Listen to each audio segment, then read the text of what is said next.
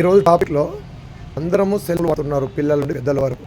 కానీ cyber crime చాలా విజృంభించిపోతుంది. మనకు తెలియకనే చాలామంది ఆఫీసర్స్ కావచ్చు, సాఫ్ట్వేర్ ఎంప్లాయీస్ కావచ్చు, ఈ బారిన పడ్డారని మనం అనేక న్యూస్లలో చూస్తూనే ఉన్నాము.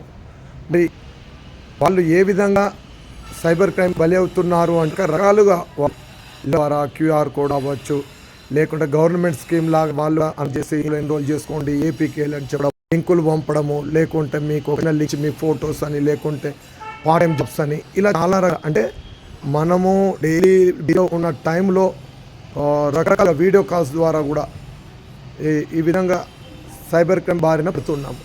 మరి పడిన వాళ్ళు కూడా అవేర్నెస్ ఇవ్వకుండా నేను ఇబ్బందిలో పడ్డా అని అనుకోండి చాలామంది ఉండడం వల్ల ఇది అవేర్నెస్ అంటే ఏదో వర్షన్ వాళ్ళు అవేర్నెస్ చేసినప్పుడు దాన్ని మన ఇంపాక్ట్ వేరే ఉంటుంది, మన దగ్గర వాళ్ళే బారిన పడినప్పుడు మన అలర్ట్ వేరే ఉంటుంది.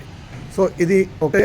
మనకు కొన్ని వీడియో కాల్స్ ద్వారా కూడా సైబర్ క్రైమ్ రేపు కాలేజీ అమ్మాయి కావచ్చు, అబ్బాయిలు కావచ్చు, లక్షల రూపాయలు కూడా రూమ్లో ఉండి ఇంకొక డిజిటల్ అరెస్ట్ అనే దాని మీద కూడా చాలామంది లక్షలు, ఒక విధంగా చెప్పాలంటే వాళ్ళకే అదే 2 గంటల్లో లోన్ ఇప్పించి అదే డబ్బులు తీసుకున్న సంఘటనలు కూడా కోకొల్లులు ఉన్నాయి. ఒకటే రూమ్లో వాళ్ళ ఇంట్లో కూర్చోబెట్టి చెప్పొద్దు అని.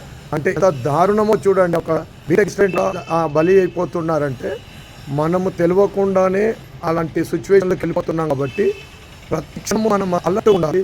ప్రతి రిలేటెడ్ అంటే ఇప్పుడు మన ఫ్రెండ్స్ రెగ్యులర్గా చాట్ చేసే వాళ్ళే ఒక లింక్ ఏపీకి ఏదో పంపిస్తారు, అది మనదే కదా అని మనం ఎప్పుడు కూడా దాన్ని ఇచ్చేది. ఎందుకంటే వాళ్ళ ఫోన్లు హ్యాక్ అవుతున్నాయి. ఈ సంఘటన మాకు తెలియకముందే నష్టపోతున్నాము. మరి ఇలాంటిది అవేర్నెస్ రావడానికి చాలా అలర్ట్గా ఉండాల్సిన అవసరం ఉంది. మరియు మనం కూడా మనకు తెలిసిన వాళ్ళందరికీ కూడా ఇలాంటి వీడియోలు ఇలాంటి ఖచ్చితంగా అందరి చేరే వరకు షేర్ చేయండి. మరిన్ని మంచి వీడియోలతోటి మళ్ళీ మేము ముందుకు వస్తుంటాం. మా ఛానల్ కూడా సబ్స్క్రైబ్ చేసుకోండి. భారత్ మాతా కీ జై.